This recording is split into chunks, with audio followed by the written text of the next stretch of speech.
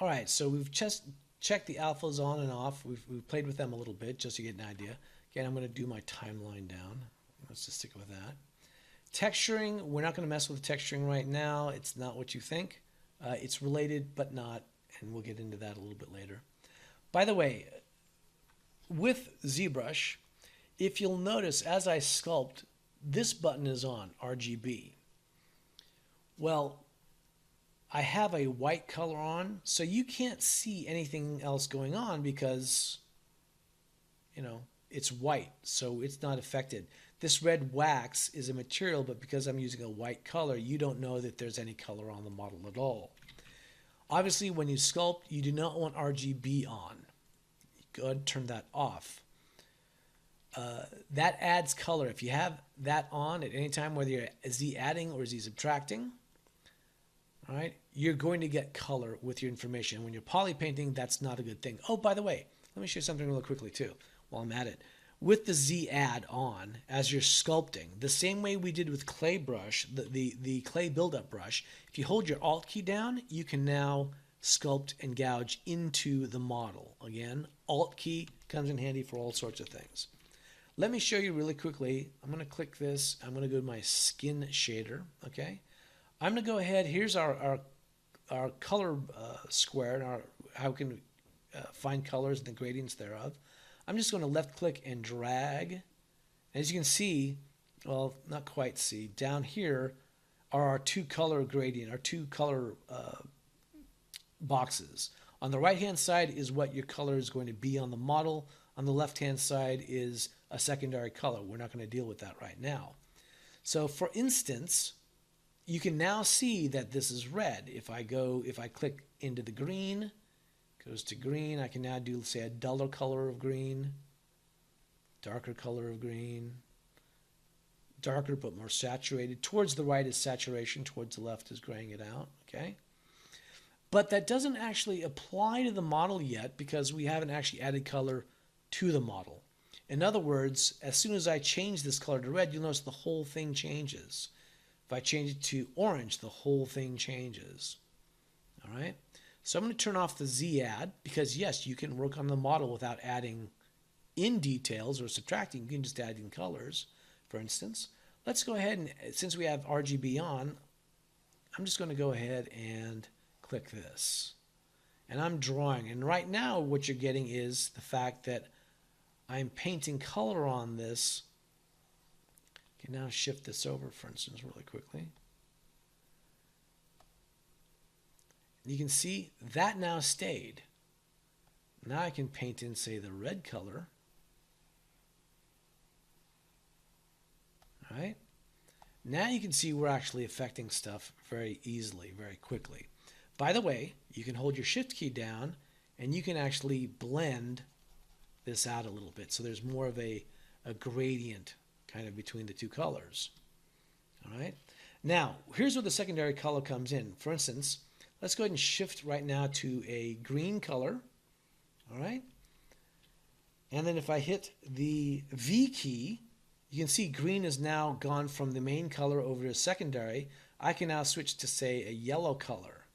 What that allows for is I can now, say, paint in yellow, hit V, and I'm now right into the green. Okay?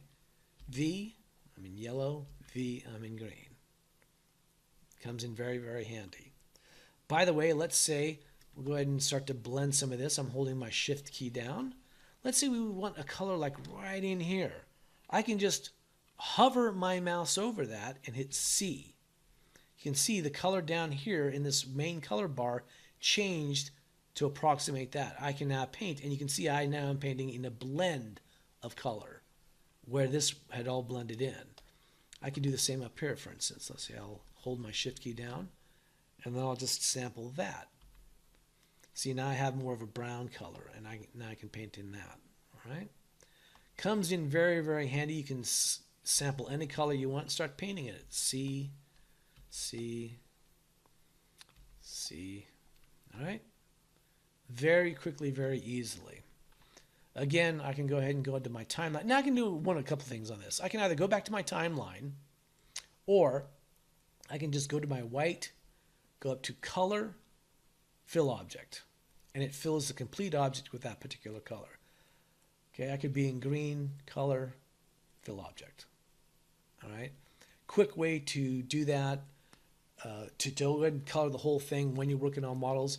A lot of times when I'm working with a model, if I know the base color is going to be a particular hue of something, I will coat the entire model with a particular color and then paint highlights and shadows and whatnot in all the different spectrum that I need to, but I have this as a base coat. All right, so that's one of those things you want to kind of keep in mind. I can go back to this, hit my V key, go back to that, and now I'm back to black and white. Okay, very quickly, very easily. All right, the background itself, this gradient, I actually don't work with this background on. I don't particularly care for it. How would I change that? Well, it's very simple. I'll go to the Document tab. I can go to this range. This range is what this gradient is called. It's called a range. So if I go ahead and click this to the left, you can see I now have a flat gray color. Of course, if I click the range in this direction, I still have the range, but you notice it's no longer quite as dull. It's more contrasty with it. It's brighter, it's more saturated, but still a gradient. I don't particularly work with that. I find it detracting, so I tend to turn the range to 0. That way I have a nice neutral background, something that I'm okay with. All right. If by chance, let's assume for a second, I'm going to just change this to something like this. You can go to Document, Back, and it'll sample the main color as your background color. So let's say we change it to something that's kind of a dark blue, go back to Document, just click on the back button. And as you can see, I can now change the color to whatever I want. I would suggest, I have had a student do this, and after a while they kept getting headaches, and it was like, yeah, you've got a white background, and it made staring at the model as they're working with it very difficult, and ended up getting a headache for themselves. I would suggest not doing a white. I tend to do a dark gray. I've done black before. I try to do something desaturated and semi-neutral, so that something like that, so that it's cooler on my eyes while I'm working, and it's not so extreme and so contrasting with this foreground model that it's going to make it really annoying for me. You want to be able to enjoy when you're working on the model. So that would be one type of thing you want to do and you want to be careful of. All right. For some of these things, by the way, let's go ahead and do a quick idea of, you'll see move, scale, and rotate. Well, what is that? Well, that is part of our actions, and it comes under the transpose, or moving something around, suite of tools that ZBrush comes with. For instance, if I want to move this model, I mean literally, okay, I can hold my Alt key and you know, I can pan my model. All right, if I hit Shift P, let's take a look at that. Okay, so I can go ahead and do that. You can see I can pan the model, but that's panning the scene. It's not panning, it's not making the model move. I can click on this, which gives me what's called the transpose tool. All right, I left click, shift, and I click and drag. And I get a nice straight line. What this allows me to do is I can now, you'll see that there's little controls. Each one of these is a controller. Each one of these has different functions. The middle outer ring controller allows me to just left click, hold, and I can click and drag this around. I can move my action key anywhere I want to. All right. Let's go ahead and move it here, for instance. By the way, I just did a Control-Z. I wanted to take the green color off. I didn't want that on anymore. So I can, move it a little bit more center. If I left click and hold this one, this is, oh, well, this is, where was I going with this? We have to have an origin, a controller, and then our end result. This was the origin of this particular piece, which was originally, oops, I can left click shift. That's our origin. This is what we're looking to be able to work from. It kind of pins it. It's an anchor. This allows us to go ahead and move the model, and this will be like what direction we want to move it into. So I could move it over here. In fact, by the way, you might see there's a bit of a snapping going on. When you get to like a 90-degree angle, it'll snap for you, like right there and right there.